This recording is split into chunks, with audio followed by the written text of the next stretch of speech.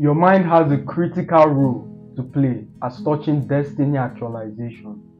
Majority of you walk through life pointing fingers, blaming God, blaming your parents. You blame every single person except yourself. Before you clicked on this video, you thought about it, right?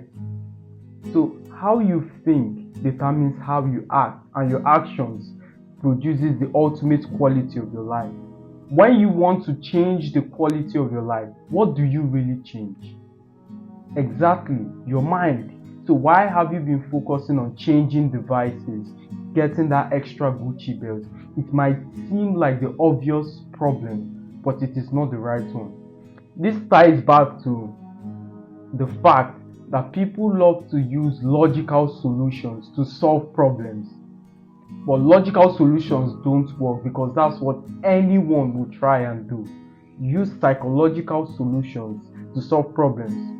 Instead of making the train faster, make the experience more enjoyable. One costs billions of dollars, the other costs pennies, relatively. Take two men, for instance. The first one is a preacher, the second guy is an armed robber. Now, you like one, you hate the other. Why? Because the first guy is preaching the gospel, leading people to Christ, while the other guy is taking up arms, robbing people of their sacrifice. What's the difference between these two people? Their mindset. One has sustained the mindset that to make meaning out of his life, he is leading people to Christ, living a philanthropic lifestyle, everything that connotes righteousness. Why the other thinks that he is so valueless that the only way to get financial reward is to scale the fence with arms and strip people of their dear sacrifice. The same diligence, do you know how difficult it is to steal?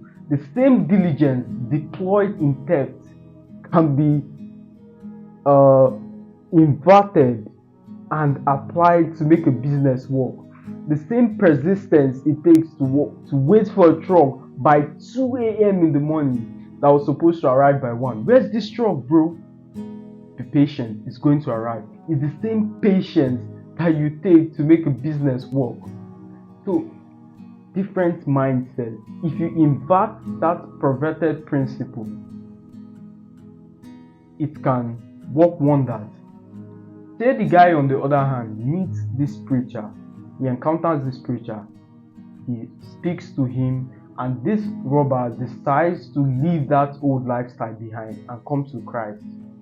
He immediately receives salvation. Now he's loving God, he's changed man, he's become a prayer warrior, he's found meaning to his life. What changed? He's still the same man, he's still the same body, he's still the same voice. The only thing that changed is his mindset and his spirit. Still the same person. So when you want to change men, what do you really change? Why have you been focusing on changing cars and changing externalities? Again, it might look like the obvious problem, but it's not the right one. I remember a story of a dear man who was unfortunately not the best model of a father. He was a drunkard, a wayward person. He had 2 sons. One would later become a very good businessman. The other would be a nuisance to society. One day, they were fortunate enough to bring these 2 men into a room for an interview.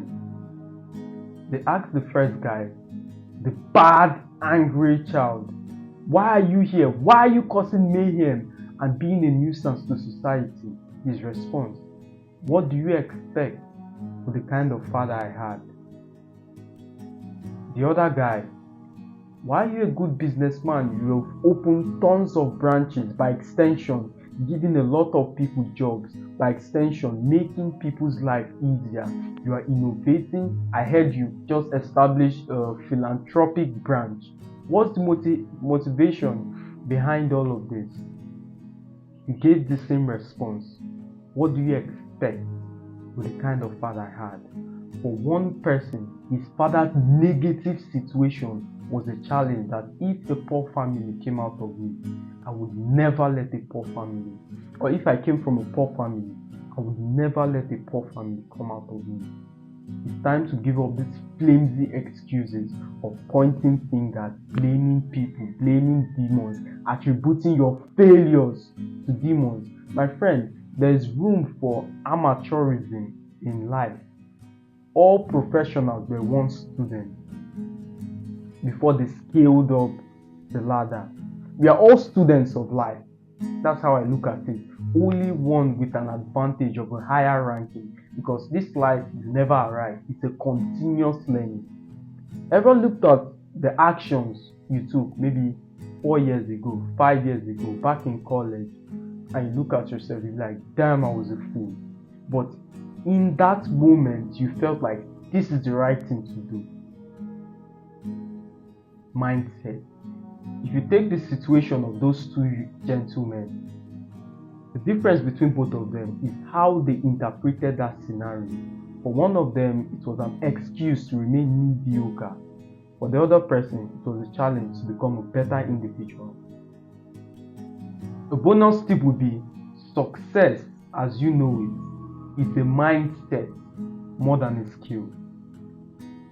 This is a very hard one for people to comprehend, but listen to me very carefully, especially if you are a very valuable young man, if you believe you have a lot to offer, yet it seems like destiny and life is not answering.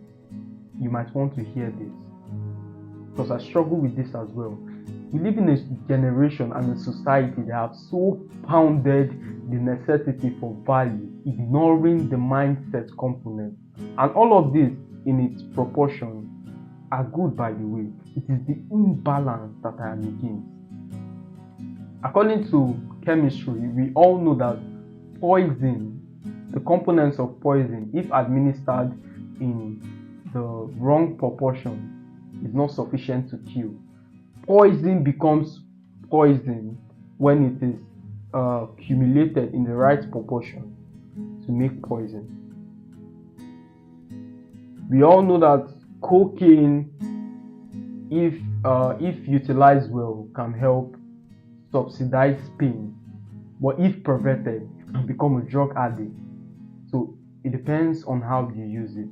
Everything is a double-edged sword. Back to our initial discussion, success is a mindset. Who is the king of the jungle? The lion. What makes him the king of the jungle? He's not the fastest. The fastest is the cheetah. He's not the largest. The largest is an elephant. What makes him the king of the jungle is his mindset, his beliefs. When the lion sees an elephant, he thinks lunch. When an elephant sees a lion, he thinks run, eater. So although he's the largest, although you build potential, although you build capacity in the value sector, it doesn't necessarily mean that life will answer to you or you become a success immediately. There's a mindset you need to sustain, because people with the wrong mindset end up working for people with the right mindset.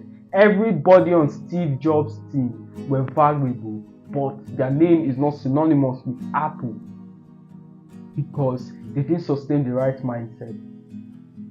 Now, I'm not trying to downplay cooperation or teamwork. I believe this is a collective of intelligent individuals, and you guys understand the point I'm trying to put across. The name Steve Jobs will forever be synonymous with Apple, but the original co-founder, who was Wozniak, he was the person who built the motherboard for the Apple I. Steve Jobs is only a designer. He knows zero coding. He has zero coding experience, yet was able to move mountains because of his belief system. Belief is necessary. The only reason we know the name was is because of the biography written for Steve Jobs. Again, Steve Jobs. Woz did all the hard work. Steve was behind the design and marketing. That's all he did. This is the same thing with most of you. Most of you have paid the price to become as big as that elephant. yet you've not sustained the right mindset that attracts success, you would always end up working for people with the right mindset. So focus more on your mindset, the mindset for success. How do you interpret adversity? How do you frame the happenings around your life? Like the example of those two young men. One saw it as a challenge, the other saw it as a prerequisite or as a reason to remain mediocre. So how do you frame things? Learn from great leaders, learn from people, learn from your predecessors, and you'll be fine. Sustain the right mindset. Mindset is equally as important to your success. And this is something I struggled with a lot while coming up. For 2 years, I was wondering, I'm a very intelligent individual. I know all the financial principles.